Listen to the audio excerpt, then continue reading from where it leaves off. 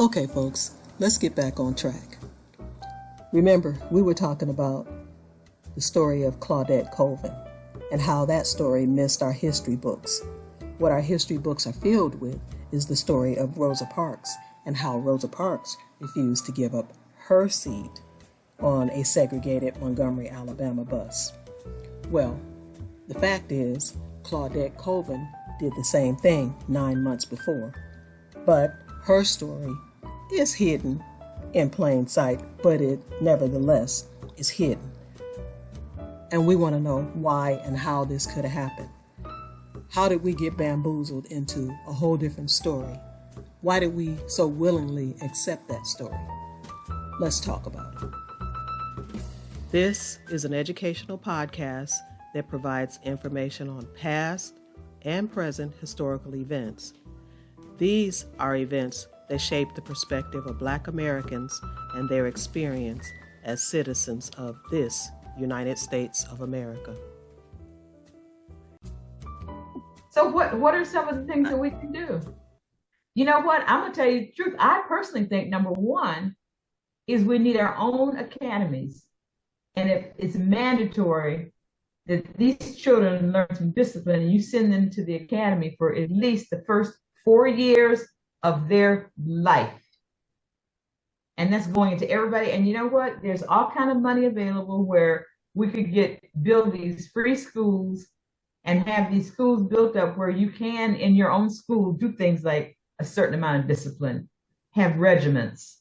It's got to happen. That's where it's, because the first few years of your life, that's it. It sets you up for life. It's proven. I agree. Somebody trying to come in. I agree with that.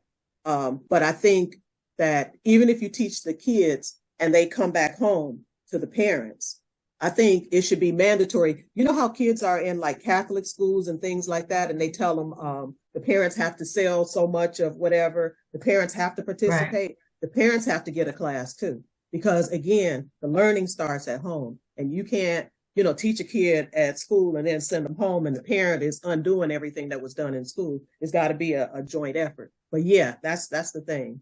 It's got to be in those early years, and it's got to be regimented, and we got to teach the parents to teach the kids. So yes, absolutely.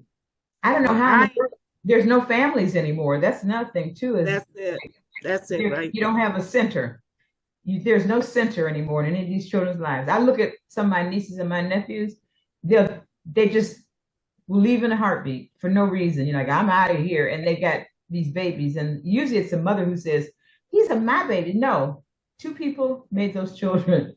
So it's like they got a mom and a daddy, and both to be responsible. So getting these people to get back together as a unit, and the mom and the daddy agreeing on how they're going to raise these children. It's a big mystery. Now I want to throw out something to you guys. I love to watch a lot of Asian families. They send their children to the same schools that our kids go to. Mm-hmm. They have the same problems that we do, but somehow, I'll take a restaurant. That's the easiest to give an example of. Somehow those parents say, "No, you're coming to the restaurant." Little bitty kids, and they grow up. When they get old enough, they start running the register. They start working there, and as soon as they leave school, they come straight to that restaurant. And this is just not one. It's like they own a lot of different businesses, but they are going to participate in working at those businesses, and they will not say no to their parents. Tell me, how can we get to that point? They've got we were at that point at one time. Well, how do we get back? Now we got to get back. That's our real dilemma right there. Because I'll tell you, okay, I'm 81. Back in my day, when your parents were working in the fields, right? They take you with them. You learn to do what they were doing. When the mother was in the kitchen canning, you're sitting there watching her can. You're sitting there watching her quilt. You had 10-year-old girls that can make a Right. quilt like any grown woman. But the mother was there in the home. And that's why I say I know I am real old school, but I really think You're that so at funny. least one of your parents should be home until you start school. And if that means doing without certain luxuries, then do Mm. without. Do without somebody. A kid has no business coming home from school and being alone for 3 hours. Do you believe in generational living again? Like where it used to be like it's because we don't live down the street from grandma and Aunt Susie. Do you believe that bringing, for instance, the widowed or granddaddy or the widowed back into the home where you have little kids, and so there's always somebody there? Because you know Yeah, these grandparents don't I want to do. stay with their kids.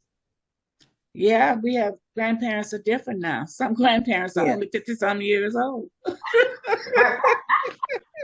They're on social media too. Yeah, they're hanging out. I mean, Absolutely. But you know what? I agree. There should be a parent in the home. But again, back to what you guys are saying right now, they have to be a productive parent. They have Right. to be a parent that's instilling good habits in the kid, not showing them how to use the cell phone and sending them over there so they'll leave them alone so they can do whatever. So that's the thing. But we do need closer parenting. And those Asian children that you're speaking of, I think one of the things is, or should I say, comparing our kids get out of school and they take off. They take off to go home to play their video game. They take off to go hang out. You know, they take off to do all kinds of unproductive things. And what we need is, I think the key word is structure. There is no structure. So when there's no structure, who knows where your kid is? Who knows what times your kid comes in? So we need to get, because that's what the Asians have. They have structure. Those kids know when they have to study. They know when they have to help the family, work the business. They know all those things because that's been set up for them. And so we need to get back to structure. It's like, again, everybody's out chasing those nice things. And so as a parent chasing those nice things back in the day, I absolutely agree with that. Spending more time with your kids and, you know, making sure and seeing, you know, what they're doing. Fortunately, I had calm kids. You know what I'm saying? But still, you got boys out in the mall stealing stuff, girls stealing stuff, all kinds of stuff going on. But we need structure for our kids. We need something for them to do. When they get out of school, this is what you do every day. Yeah, totally that's work. agree. That's Totally. work. And I think that's one thing that this generation in particular are trying to avoid. You know what? Structure. That's work. So for me, as I was a single parent early on, when I got off of work and picked my daughter up from daycare, my daughter was hyper as heck coming from daycare. So I'm tired.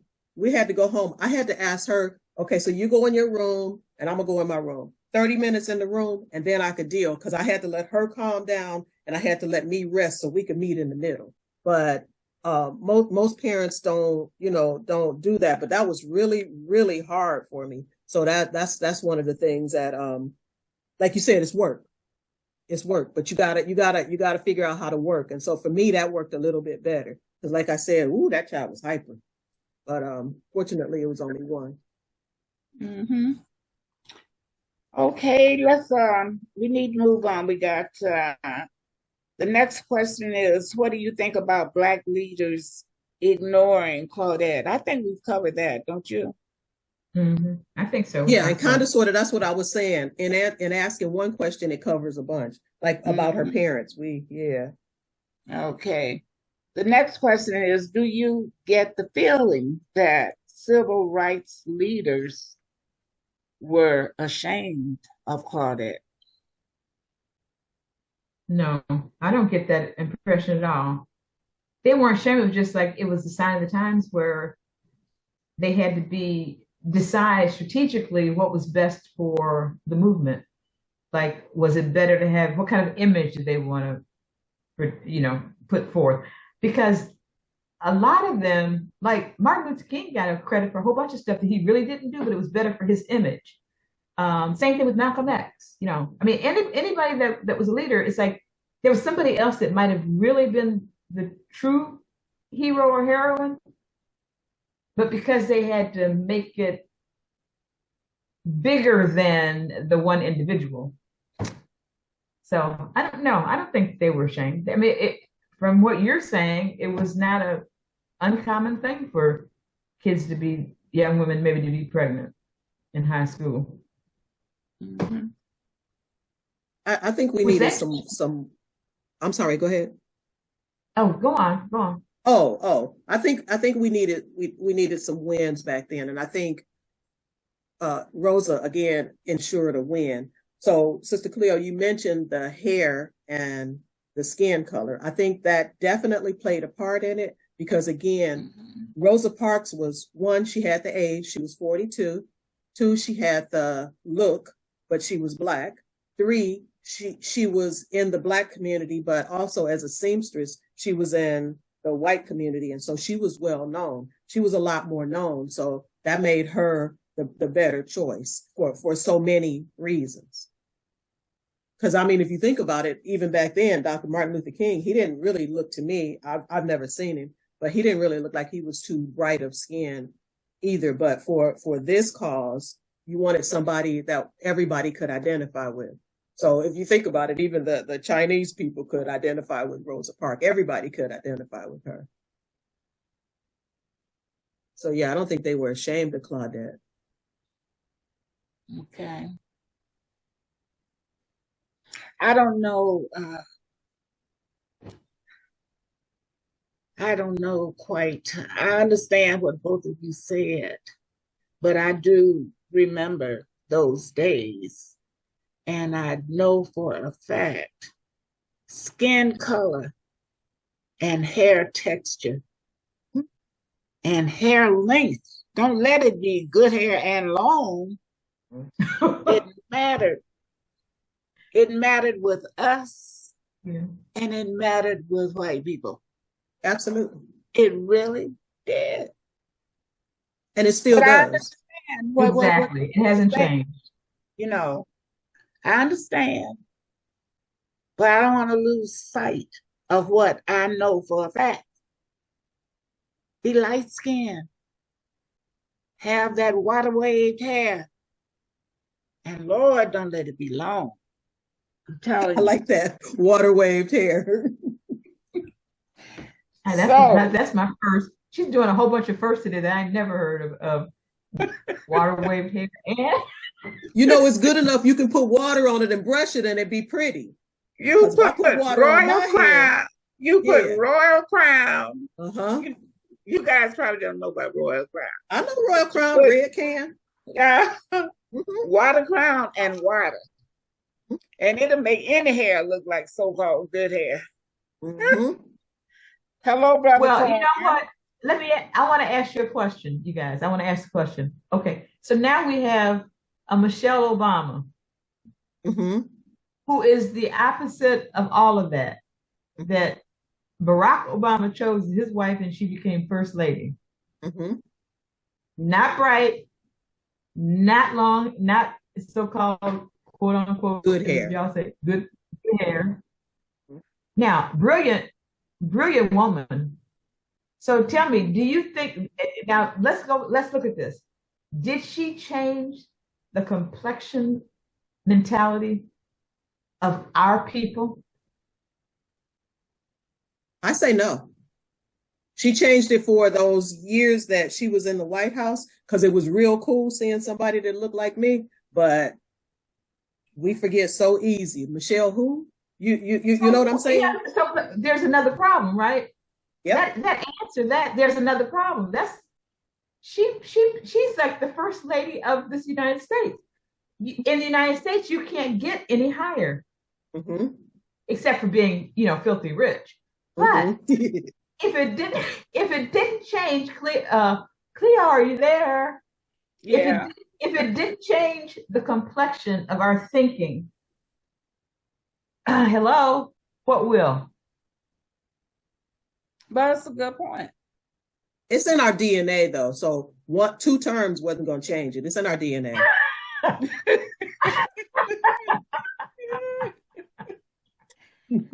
mean, it's something else. It's something else. It's something else.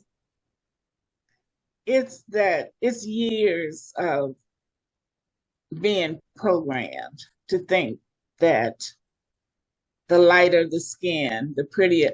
You don't have to be pretty because you're light skinned. There's a whole bunch of bad looking people who have light skin and curly hair. But back in the day, in my day, if you had light skin and water waved hair and the hair was long, you at the top. You at the top. Brother John would be glad to take you home to his mama, and she would be glad to see somebody light skinned coming in, lighten up the family. My grandbaby's gonna have nice hair. It hadn't changed. Maddie's just it hasn't changed. No, so I think that we need to figure out what is it. And I can tell you, and I'm sure that you all have traveled all over the world, and when you go to places like much of Africa, much of India, it's the same thing. Mm-hmm. Africa, the whole continent of Africa has been raped of all of its very valuable minerals, diamonds. I mean, India, the same thing. They feel the same way. Is there something wrong because we have been programmed, we've been beat down completely for centuries? How are we going to change it? I don't know, because you know what? We always seem to think that those people, whoever those people are at the time, are better than we are. And prettier. Much prettier. Yep. I don't care. You could be an ugly, light-skinned person, but we think you are pretty. Pretty. And my grandmother used to say, she says, nothing prettier than a jet black person with smooth skin. she always said that. She said, don't get no prettier. I'm telling you. How you doing, Sister Cleo? Oh, fine, Corn. I spoke to you, but you didn't say nothing to me. I was on mute. I apologize. I'm just getting out the gym. I'm so tired and half out of it. But I just wanted to say, speaking on the behalf of light-skinned men, some of us is still handsome. Some of you what? Are still handsome. Oh. But you know what? Now, my attraction has always been the darker skinned women. And I've seen beautiful light skinned women, and I thought it was attractive, but I've always had more of attraction to a darker skinned woman. And when I say more of attraction, I'm talking about the features of a darker skinned woman. The way they skin, to me, darker skinned women glow more. Light skinned women and white women and Asian women glow to me too. But it's like light skinned women and Caucasian women, not so much. So I just don't think it should matter. I just don't think it should matter. I don't think your skin tone is, you know. I don't think it should matter within your race. I think it should matter when you considering relationships and stuff like that, because once you start bringing in other skin tones and ethnic groups into your relationship, you weaken your own. So a lot of, not so much nowadays, but back in the day, you like to say back when you was a child, when you was a child, Sister Cleo, you didn't see a lot of Asians with nobody but other than Asians, or Hispanics with nobody but Hispanics. It's changing more now, but we are the only race who was running to get out of our race into another race, whether it was Hispanic Caucasian, Asian, we didn't care. We just running away from black. Yeah, that's true. But and I don't know, the mentality of us. When I say us, I'm talking about people of color, and that's not only just black. That's the Hispanics too. I know there's in a lot of Hispanics. We are like we're ashamed of being who we are because we try to do everything that we see them people with the other hair do. Yeah. Everything. I mean, the way we get a little money, we try to change the way we talk. We try to change our names to it sound more elaborate. And prime example, Larry Fishburne. He was Larry Fishburne his whole life. Then all of a sudden, when he started making good money, now he Lawrence Fishburne.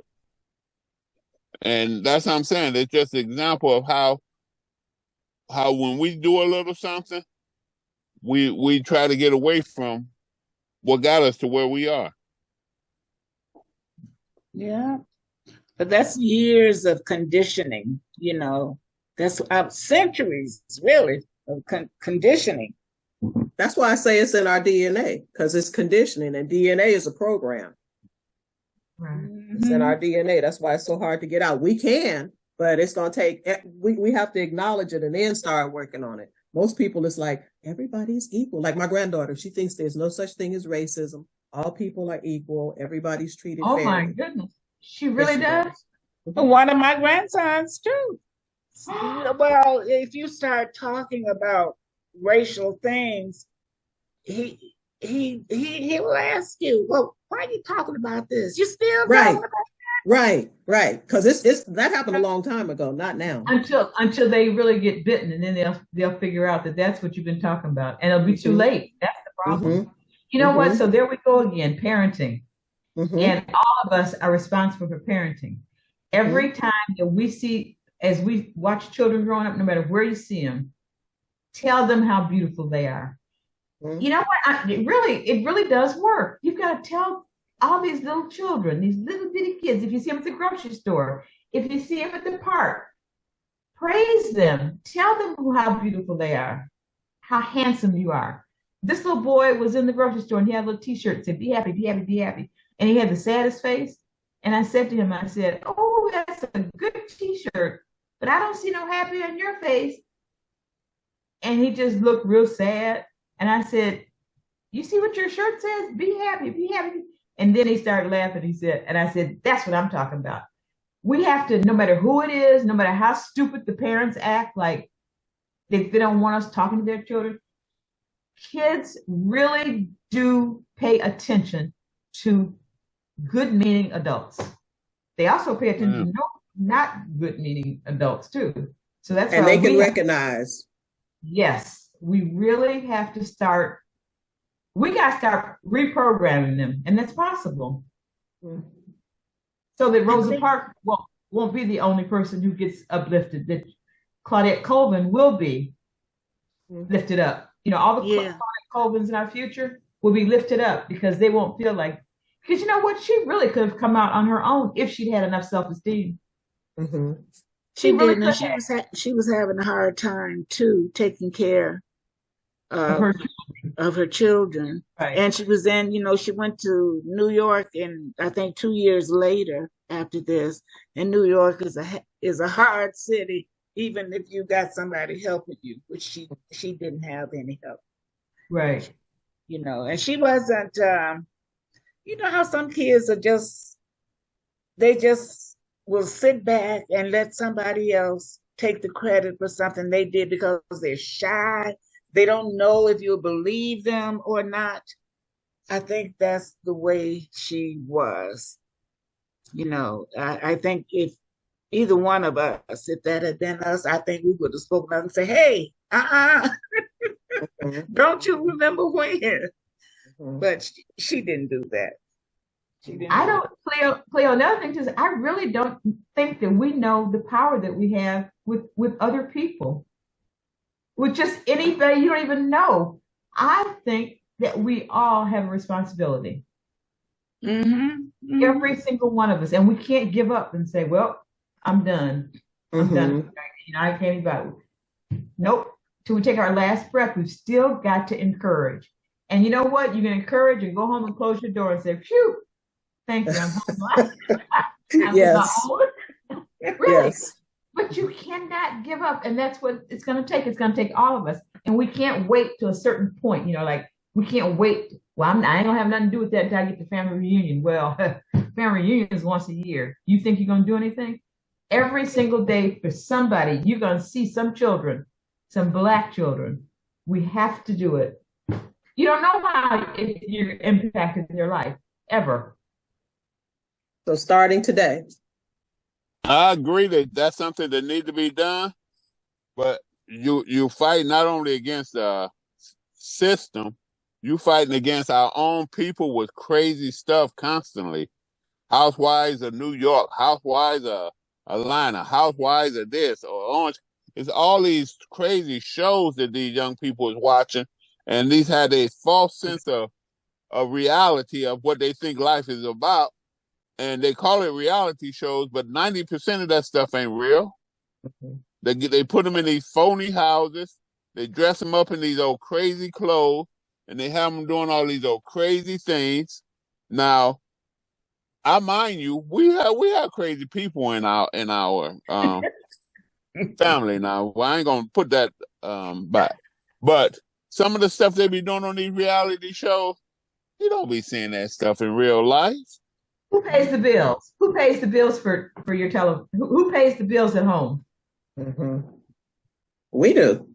All right. Can you control what you pay for? Mm-hmm. Then all right. A lot of the reality stuff comes on cable that it costs money. Well, I've been wanting to cut that anyway. There you go. There you go. This is my husband right here. I've been wanting to cut that anyway. See, but those kind of shows I don't watch. Mm-hmm. I don't watch none of it. But I do know. I notice my granddaughter, she likes them, and when I be looking at it, and when I see her watching it, and they sitting on the couch watching it, I go straight upstairs. I don't watch those kind of shows. But and she pays her own phone bill. She pays her own phone bill. But that's not the point. It's not even the point. And I'm not just talking about individuals like that, because you're not gonna. If everybody cut their cable off, there's going to be they're going their phones. They'll find some kind of way to get that madness to our people. But that's all they're doing. They find ways to get that madness. Every other commercial. I'm sorry. Go ahead.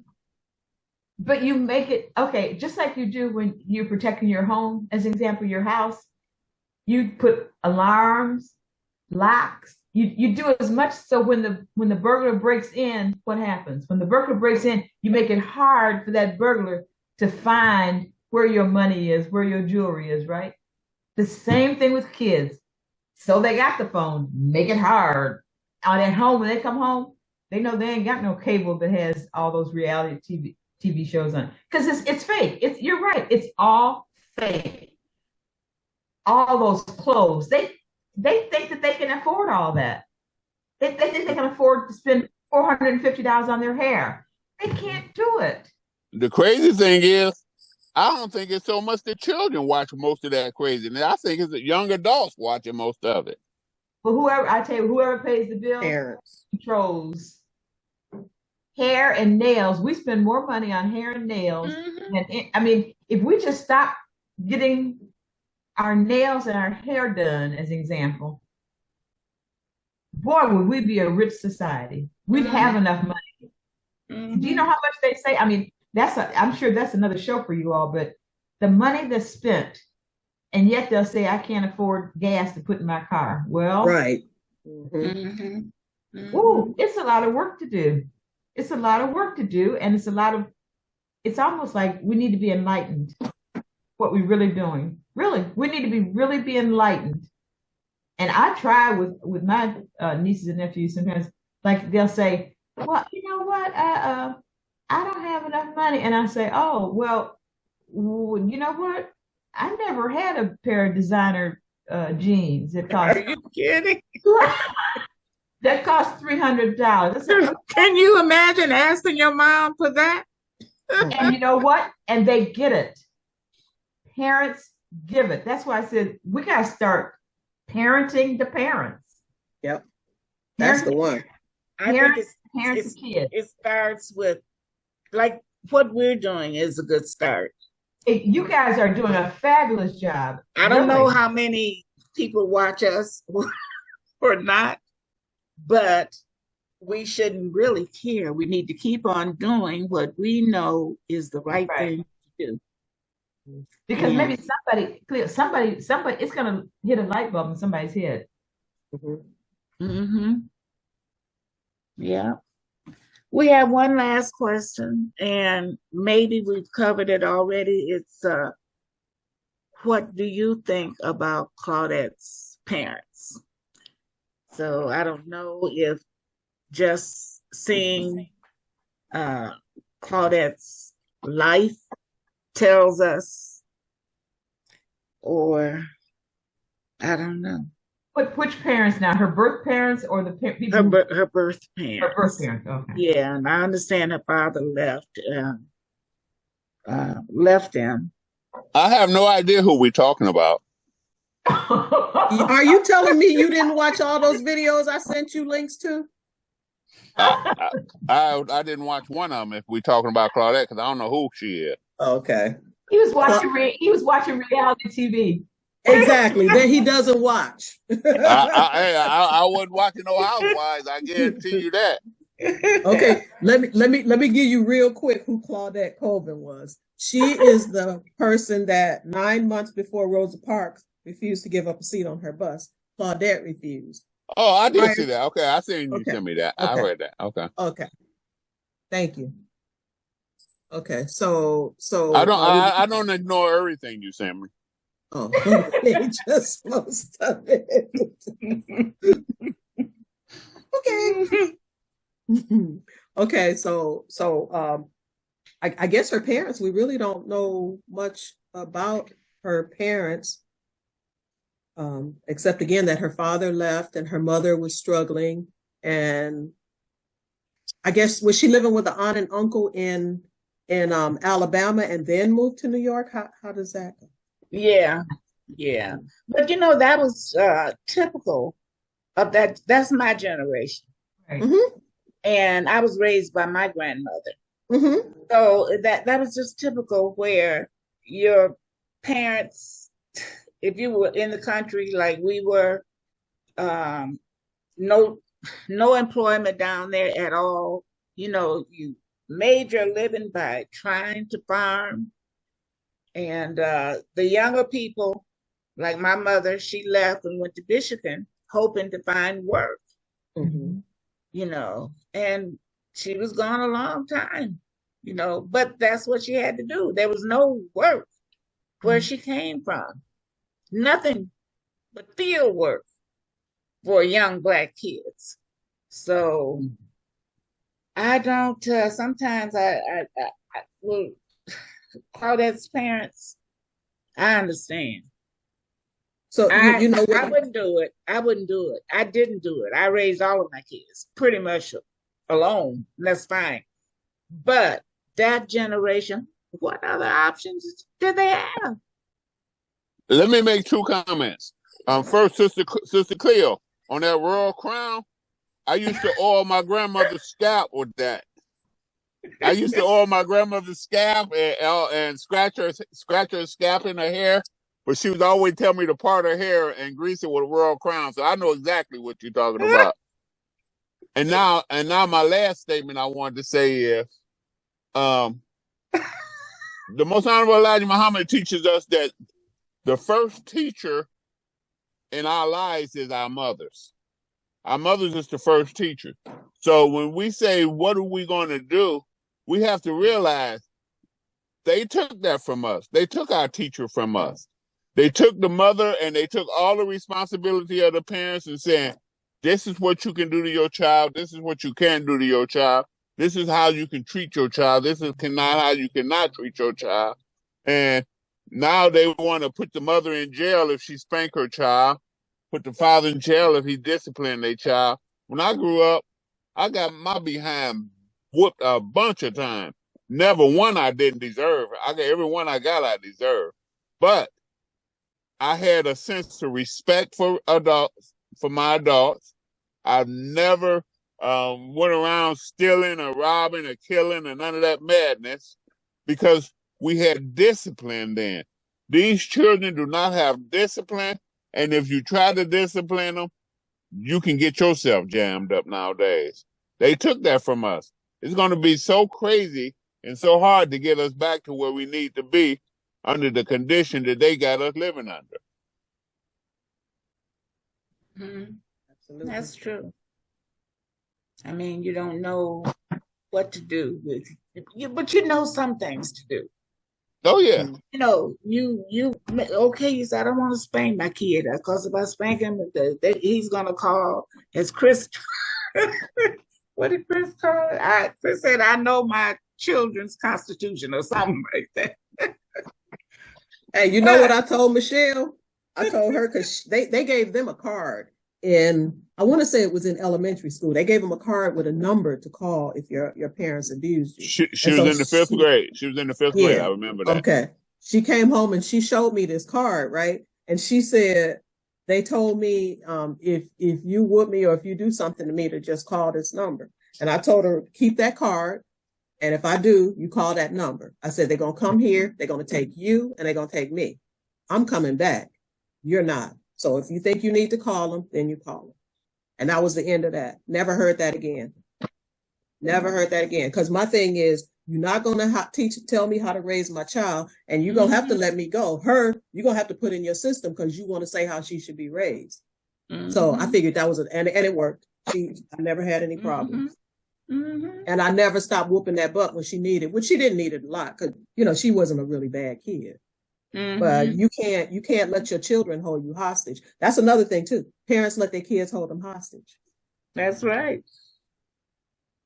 That is right. Yeah, we got to stop that mentality. Your kids don't run the house. That's my favorite saying. That's my favorite. You don't run this house. And I meant that. You don't run this house. I'm the one who work every day to try to pay. Cleo, yes. Was your discipline more physical or more mental as far as talking to them and showing them and giving them more instructions? Or was it a combination of the both? Well, I didn't. Mine was mostly mental. I had 3 boys, and plus my grandmother didn't believe in whipping kids. She really didn't.